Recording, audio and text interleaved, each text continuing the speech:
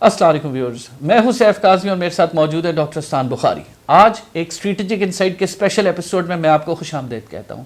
آج کے ایپیسوڈ کی خاص بات یہ کہ ہم اس میں دو ہمسائے ممالک کی فوجی طاقت کا ذکر کریں گے اور اس میں دیکھتے ہیں کون سا ملک زیادہ طاقتور ہے۔ پوچھتے ہیں ڈاکٹر صاحب سے، پاکستان اور بھارت کے اندر کیا فوجی طاقت ہے اور دونوں ایک دوسرے سے کتنا آگے اور پیچھے ہیں؟ جی السلام علیکم ڈاکٹر صاحب۔ وعلیکم السلام۔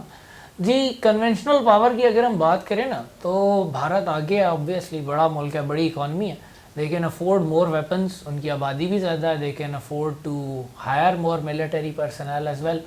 تو کنونشنل پاور میں تو بھارت تقریباً پاکستان سے اندازاً آپ یہ کہہ سکتے ہیں تقریباً دگنی قوت رکھتا ہے۔ ایسے اگر ہم ایک انڈیکس کی بات کریں، گلوبل فائر پاور انڈیکس ہے جو کنونشنل پاور میئر کرتا ہے ممالک کی، اب اس انڈیکس کا جو پرفیکٹ سکور ہے نا وہ 0.00 ہے۔ تو جو ملک اس سکور کے جتنا قریب ہے وہ ملک اتنا پاورفل ہے فائر پاور کے حساب سے صرف۔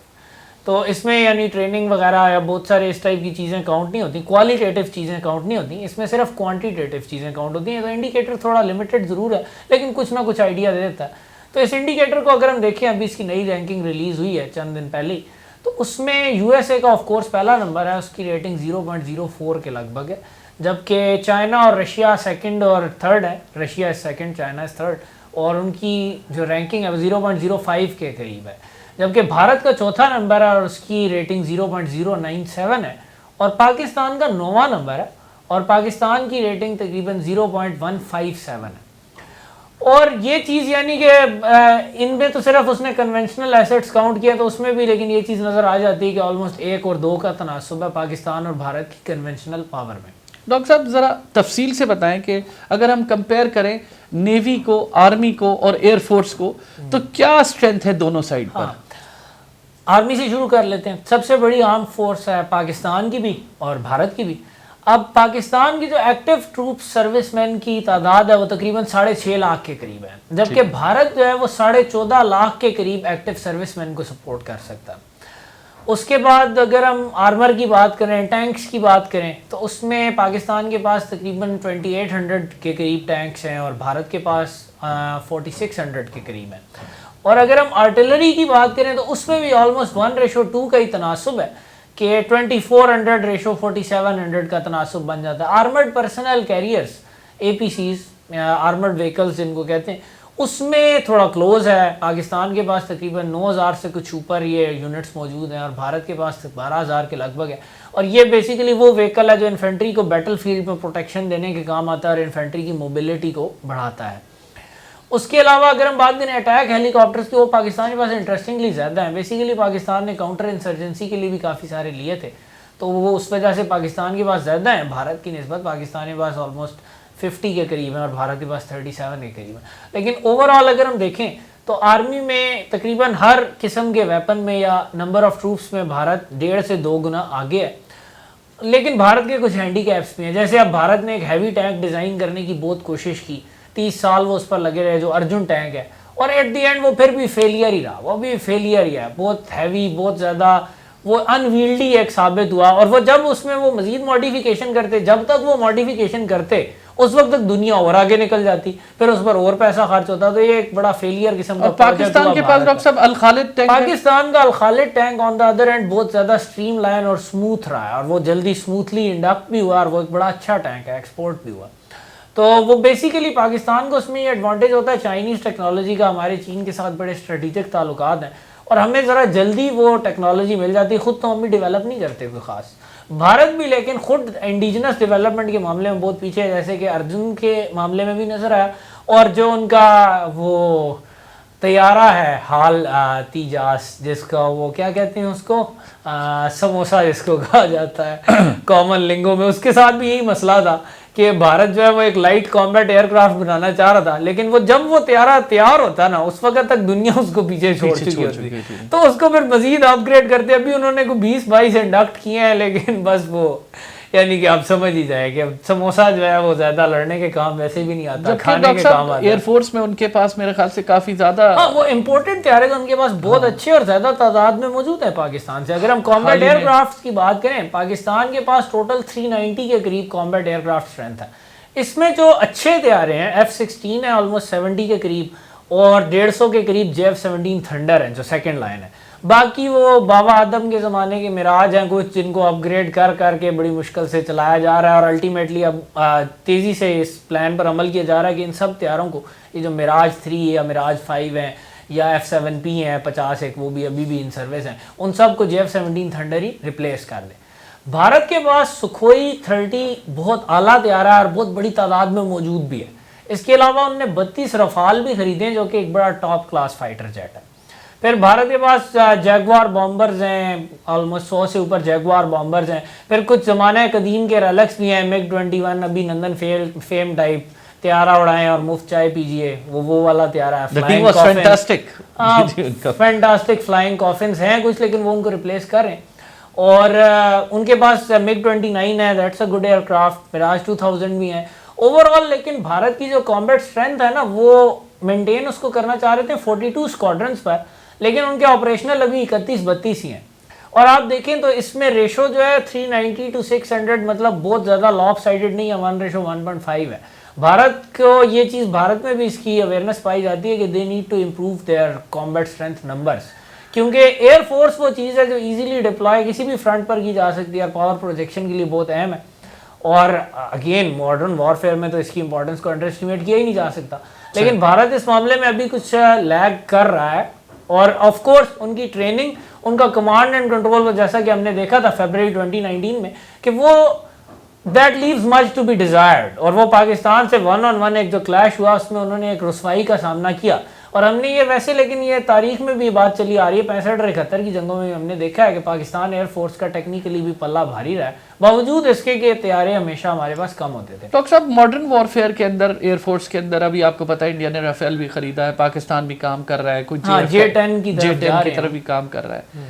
لیکن ہم نے کچھ اور بھی واقعات سنے, اگر پائلٹ کی کیپیبلٹی اچھی ہے تو وہ ایک نہیں, یہ بڑی ایک چیز ہے. پائلٹ تو اتنا فرق ڈال سکتا ہے کہ آپ امیجن کیجئے کہ وہ ہنٹر طیارہ تھا, برٹش میڈ تھا, اچھا طیارہ تھا, لیکن کوئی بہت زیادہ ٹاپ ناچ طیارہ نہیں تھا. بات 60s کی میں کہہ رہا ہوں. MM عالم نے آدھے منٹ میں 4 ہنٹر گرائے تھے اپنے F-86 سیبر سے. لیکن ہمارے ایک پائلٹ مشرقی پاکستان سے تعلق رکھتے تھے, سیف الاعظم, انہوں نے 1967 کی عرب اسرائیل جنگ میں ہنٹر سے مراج گرایا تھا. بڑی بات. مطلب آپ, یہ ایسی بات ہے کہ MiG-21 سے واقعی کوئی F-16 گزار دے, خوابوں خیالوں میں نہیں, وہ تو ایک علیحدہ بات ہے. لیکن اگر ریئلٹی میں کوئی گرائے تو دیٹ وڈ بی اسٹانشنگ. لیکن یہ اسٹانشنگ فیٹ کہ ہنٹر سے اسرائیلی ایئر فورس کا مراج گرایا, انڈین ایئر فورس کا نہیں, اسرائیلی ایئر فورس کا. ادھر ابھی نندن نہیں تھے, زیادہ اسکلفل پائلٹ ہوتے ہیں, تو وہ گرایا سیف الاعظم نے. That was a heroic feat. اسی طرح 71 کی وار میں پاکستان نے سیبر سے انڈیا کے Su-7 بھی گرائے ہوئے, تو وہ چیز ہے. لیکن اب وہ چیز کچھ کم ہو رہی ہے پائلٹ سے, معذرت کے ساتھ. اب بیونڈ ویژول رینج میزائل آ رہے ہیں, جیسے وہ بیچارہ ابھی نندن ہے, پتہ بھی نہیں چلا بیونڈ ویژول رینج میزائل آیا کہاں سے آیا, بس اس کو جو ہے وہ چائے کی طرف لے گیا, چائے پارٹی پر لے گیا نا, سیدھا ڈائریکٹ. تو وہ والی چیز ہے کہ اب یہ چیز تھوڑی سی کم ہو رہی ہے. ابھی بھی پائلٹ کی بہت امپورٹنس ہے, اور پائلٹ سے بھی زیادہ امپورٹنس جس چیز کی بڑھتی جا رہی ہے نا, وہ ہے آپ کا کمانڈ اینڈ کنٹرول. کس طرح آپ ریڈار کو انٹیگریٹ کر رہے ہیں, اس کو کس طرح یوز کر رہے ہیں, کس طرح آپ ساری بڑی فارمیشن کو یوز کر رہے ہیں. جیسے پاکستان نے کیا فیبرری میں, ایویکس کو یوز کیا, جو کہ ایک لانگ رینج ریڈار ہوتا ہے جو ہوا میں ہی ہوتا ہے, موبائل ریڈار, اس کو یوز کیا. اور انڈیا نے بھی, یہ سارے ویپنز انڈیا کے پاس بھی تھے, لیکن ہم نے زیادہ افیکٹولی یوز کیا. تو یہ چیز میٹر کرتی ہے, پائلٹ کی اسکل بھی, آپ کے کمانڈ اینڈ کنٹرول کی اسکل بھی, آپ کی لاجسٹیکل اسکل بھی, ایون کتنی زیادہ سارٹیز آپ دے سکتے ہیں. جیسے عرب اسرائیل جنگوں کی تاریخ میں ہم نے دیکھا تھا کہ اسرائیلی ایک طیارے سے دن میں 3 سارٹیز بھی کرا لیتے تھے. عربوں سے 1 ہوتی تھی مشکل سے, اسرائیلی 3 بھی کرا لیتے. تو یہ چیزیں امپورٹنٹ تو ہیں, لیکن اس ایپیسوڈ میں ہمارا فوکس زیادہ اس پر ہے کہ کس کے پاس کتنا اسلحہ ہے. تو آگے چلتے ہیں. جو سب سے زیادہ ڈسپیرٹیز اس فورس میں ہے, اور وہ ہے نیوی. نیوی میں بھارت کا پلہ بہت بھاری, اور وہ پاکستان کے لیے بہت خطرناک بھی ہو سکتا ہے کسی بھی جنگ کی صورت میں. بھارت کے پاس ایئر کرافٹ کیریئر بھی ہے, بھارت کے پاس نیوکلیئر سب مرین بھی ہے. نیوکلیئر سب مرین وہ ہے جو ان لمیٹڈ ٹائم تک پانی کے نیچے رہ سکتی ہے, اس کے اندر نیوکلیئر ریئیکٹر لگا ہوا ہے, اسے سرفیس پر آنے کی ضرورت ہی نہیں, اس وجہ سے اس کو ڈیٹیکٹ کرنا بہت مشکل ہے. اور اس کے علاوہ بھارت کے پاس پاکستان سے 5 گنا ڈسٹرائرز ہیں, بھارت کے پاس پاکستان سے دگنی تعداد میں فریجیٹ ہیں, بھارت کے پاس جو چھوٹا جنگی کشتی ہوتی ہے کارویٹ جیسے کہتے ہیں, بھارت کے پاس وہ پاکستان سے 10 گنا زیادہ ہیں. ٹھیک ہے, بھارت کی کوسٹ لائن بڑی ہے اور کارویٹ زیادہ تر کوسٹل جو ہے سرویلنس کے لیے بھی یوز ہوتی ہیں, لیکن پھر بھی ان کے پاس ہمارے سے 10 گنا تعداد میں یہ چیز موجود ہے. سب میرینز میں بھی پاکستان کے پاس 9 ہے, بھارت کے پاس 17 ہے, اور بھارت کے پاس نیوکلیئر سب میرین بھی ہے. اب اس میں یہ چیز اگر کنونشنل وار ہوتی ہے, بھارت کو بہت سارے آپشنز دے دیتی ہے. ایئر کرافٹ کیریئر تو ان کو پورے سمندر میں ایک ڈومیننس پاکستان کے مقابلے میں لے کر دے سکتا ہے, اور وہ ایون ایمفیبیس لینڈنگز بھی کر سکتے ہیں, کراچی کو بہت زیادہ نقصان پہنچا سکتے ہیں, کراچی کو ڈائریکٹ تھریٹن بھی کر سکتے ہیں جنگ کی صورت میں. تو یہ ایک بڑی ایکلیز ہیل ہے پاکستان کی, اور پاکستان کوشش کر رہا ہے سب میرینز مزید پروکیور کرنے کی بھی, اور نیوکلیئر پر بھی کام چل رہا ہے کہ پاکستان کے پاس یہ کیپیبلٹی بھی ہونی چاہیے. لیکن ایز آف ناؤ نیوی کے معاملے میں بھارت پاکستان کو بہت ہارڈ ہٹ کر سکتا ہے. آرمی اور ایئر فورس میں بھارت کا پلہ ان میں بھی زیادہ ہے تعداد کے حوالے سے, لیکن اس میں اتنی ڈسپیرٹی نہیں ہے جتنی کہ نیوی میں ہے. ڈاکٹر صاحب ایک انتہائی امپورٹنٹ سوال, کیونکہ دنیا بہت آگے جا رہی ہے, آپ کو پتہ ہے نئے نئے ویپنز انٹروڈیوس کر رہے ہیں. ابھی حال ہی میں روس سے S-400 میزائل سسٹم بھارت نے, ایئر ڈیفنس سسٹم جس کو وہ کہتے ہیں, خریدا ہے. اس کا کیا امپیکٹ آئے گا خطے میں اور یہ بڑا ایک اچھا سوال ہے. ہمارے کافی اس کا غلغلہ رہا S-400 کا. It is one of the best systems available air defence systems in the world at the moment. اس کے 4 قسم کے میزائل ہوتے ہیں, اور وہ مختلف رینجز کے ہوتے ہیں. سب سے میکسیمم رینج کا میزائل 400 والا ہے, لیکن وہ بھی تھوڑا ایکسپیریمنٹل سٹیج میں. اور جو جینز ہے, جریدہ ہے, ڈیفنس جریدہ ہے, اس کے مطابق بھی بھارت کے پاس جو S-400 کا ماڈل ہے, اس میں جو آپریشنل رینج ہے وہ 250 کلومیٹر تک ہے. لیکن ایون 250 کلومیٹر تک کی بھی رینج جو ہے نا, وہ پاکستان کے اندر تک بھی پاکستان ایئر فورس کو بہت زیادہ ڈیمیج کر سکتی ہے. سرفیس ٹو ایئر میزلز ہیں, they can be very dangerous Pakistan air force کے لیے. اس کے علاوہ اس میں یہ چیز بھی ہے کہ بھارت کی ایک کچھ تجزیہ کاروں کا کہنا ہے کہ اس کے ذریعے بھارت پاکستان کے ایویکس سسٹم کو کاؤنٹر کرنے کی کوشش کرے. ایویکس بیسیکلی ایک ریڈار ہوتا ہے جو ایک طیارے میں لگا دیتے ہیں, اور وہ طیارہ روم کرتا ہے ایئر میں, اور وہ اس کی گراؤنڈ ریڈار سے بہت بہتر کوریج ہوتی ہے, obviously وہ ایئر میں ہوتا ہے, اور اس طرح وہ گائیڈ کرتا ہے باقی سارے کامبیٹ ایئر کرافٹ کو, اور وہ فرینڈلی ایئر کرافٹ آئیڈینٹیفائی کرتا ہے, دشمن آئیڈینٹیفائی کرتا ہے, ٹارگٹ الاٹ کرتا ہے. اس طرح ایک نظم و ضبط پیدا ہو جاتا ہے فضائی جنگ میں, اور آپ کو ایک بہت بڑا ایڈوانٹیج ملتا ہے. لیکن اگر بھارت اس ایویکس کو S-400 کے ذریعے ٹارگٹ کرنے میں کامیاب ہو جاتا ہے وار کی صورت میں, تو پاکستان کے لیے بہت مشکلات پیدا ہو سکتی ہیں کہ بھارت کا ایویکس فنکشن کر رہا ہے اور پاکستان کا شاٹ ڈاؤن ہو گیا. اس کے علاوہ یہ جو سسٹم ہے یہ کروز میزلز کے خلاف بھی ایکٹیو ہو سکتا ہے, ان کو بھی گرانے کی صلاحیت رکھتا ہے. کچھ لوگ تو یہ بھی کہتے ہیں کہ بیلسٹک میزائلز کے خلاف بھی اس کی کچھ لمیٹڈ ایبلٹی ہے, لیکن وہ بھی پراپرلی ٹیسٹڈ نہیں ہے, اس پر کوئی دعویٰ نہیں کیا جا سکتا. لیکن پاکستان اس کو کاؤنٹر کر سکتا ہے. ایک تو پاکستان نے چین سے HQ-9 ایئر ڈیفنس سسٹم لیا, اس کی رینج S-400 کی نہیں ہے, بلکہ S-400 سے جو پچھلا روسی سسٹم تھا نا, اس کی پچھلی جنریشن S-300, وہ اس کا ایکویولنٹ ہے HQ-9, اور اس کی تقریباً 100 کلومیٹر کی میکسیمم رینج ہے. لیکن وہ بھی کافی اچھا سسٹم ہے, اور اگر وہ زیادہ تعداد میں پروکیور کر لیتے نا, اب انڈیا نے ٹوٹل 5 بیٹریز لی ہیں S-400 کی. پاکستان نے یہ ڈکلیئر نہیں کیا کہ انہوں نے HQ-9 کی کتنی بیٹریز لی ہیں, لیکن اگر پاکستان بہت زیادہ ان بیٹریز کو ڈپلائے کرتا ہے نا, تو وہ بھی انڈیا کو ہماری ایئر اسپیس بہت زیادہ ڈینائی کر دیں گے, بلکہ انڈیا کے اندر بھی کچھ ایریا کور کر سکتے ہیں. صحیح, مطلب وہ برابر اس کے ذریعے جو ہے وہ پاکستان کچھ ایٹ لیسٹ انڈیا کا ایج بلانڈ کر سکتا ہے. پھر ڈرونز کو یوز کیا جا سکتا ہے. ڈرونز کے معاملے میں پاکستان کچھ آگے ہے. پاکستان کے پاس 60 سے زیادہ ونگ لونگ 2 ڈرونز موجود ہیں چائنیز, اور Wing Loong 2 drones are battle tested. Ethiopia میں ابھی جو تیگڑے وار ہے اس میں بھی وہ یوز ہو رہے ہیں, اور دے آر ایکسیلنٹ. اور ایک ڈرون 12 میزائل کیری کرتا ہے. اور ان ڈرونز کے ذریعے ڈرونز آر ریلیٹیولی چیپر. اب S-400 it's an expensive system, اس کے میزائل, اس کے لانچرز, اس کی batteries, they are very expensive. تو ڈرون سوارمز کے ذریعے بھی S-400 کو کاؤنٹر کیا جا سکتا ہے. اس کے علاوہ پاکستان ہائپر سونک میزائلز کی کیپیبلٹی کی طرف بھی بڑھ رہا ہے, اور اس پر بھی کام چل رہا ہے. اگر پاکستان وہ کیپیبلٹی جلدی حاصل کر لیتا, اس کو بھی S-400 کے خلاف یوز کیا جا سکتا ہے. Basically S-400 is a huge threat for us, لیکن یہ کوئی ایسی چیز نہیں ہے جس کا حل تلاش نہ کیا جا سکے. ڈاکٹر صاحب یہ آپ نے S-400 کے بارے میں بتایا اور کس طرح پاکستان اس کو کاؤنٹر کرے گا. ایک طرف اور بھی ریس چل رہی ہے جس میں بیلسٹک میزائلز اور نیوکلیئر میزائلز کے اوپر بات ہوتی ہے, اور پاکستان نے اسٹریٹجک ایسٹس کے اوپر آپ کو بتایا تھا کہ وہ کس طریقے سے انڈیا میں اٹیک کر سکتے ہیں, اور انڈیا کے پاس بھی اسی طرح موجود ہے. اس میں کیا اسٹرینتھ ہے؟ دیکھیے میزائلز کی بات کریں نا, ایک تو بیلسٹک میزائلز ہیں, اس میں انڈیا کی جو رینج سب سے زیادہ سکسیزفل ثابت ہوئی ہے, اور جو اب انڈیا کی مین میزل ویپن آرمری کی بن گئی ہے سیریز, وہ اگنی سیریز ہے. اگنی سیریز میں سب سے زیادہ رینج والا اور ایڈوانس جو میزائل ہے دیٹ از اگنی 5, اور اس کی سپیڈ بھی بہت زیادہ ہے, اٹس ویری فاسٹ. اور اس کے علاوہ جو ہے وہ اس کی رینج بھی کافی ہے, it's an ICBM, it's an intercontinental ballistic missile, اور 5500 کلومیٹر تک اس کی پروون آپریشنل رینج ہے, اور پورے پاکستان کو تو یہ کور کر ہی سکتا ہے. یہ ایون بیجنگ تک بھی ہٹ کر سکتا ہے. اور انٹرسٹنگلی انڈیا اس کی MIRV کیپیبلٹی بھی ڈیولپ کر رہا ہے جو کہ کہا جا رہا ہے کچھ سالوں میں سامنے آ جائے گی. That is multiple independently targeting reentry vehicle. Basically ہوتا یہ ہے کہ یہ جو ہے نا independently targeting reentry vehicle ہوتے ہیں. یہ ایسے ہوتا ہے کہ ایک جو میزائل ہے نا وہ کئی وہیکلز میں یا کئی اور چھوٹے میزائلوں میں تقسیم ہو جاتا ہے اور وہ سارے انڈیپینڈنٹلی اپنے اپنے ٹارگیٹ کو ہٹ کر سکتے ہیں. مطلب ان سب کو علیحدہ ٹارگیٹ الاٹ ہوئے تھے. کسی بھی بیلسٹک میزائل سے ڈیفینس سسٹم کو مکمل طور پر فلمکس کر دے گا اور اس طریقے سے ایک شورٹی آ جائے گی آپ کے پاس اپنی اسٹریٹجک ڈاکٹرن میں کہ اگر آپ کو یہ ویپن یوز کرنے پڑ جائیں تو دے ول ہٹ. کوئی بیلسٹک میزائل شیلڈ اس کے خلاف کارآمد نہیں ہوگی. اور کروز میزائل کی اگر بات کریں تو انڈیا کے پاس براہموس کروز میزائل ہے. اٹس سپر سونک فاسٹ ہے, میک 2 پر آپریٹ کرتا ہے. رینج اس کی 500 کلومیٹرز ہے.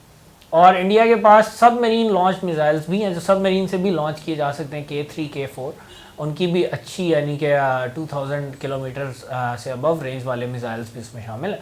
اور India can launch them from her nuclear sub Marine that is INS آریہانت.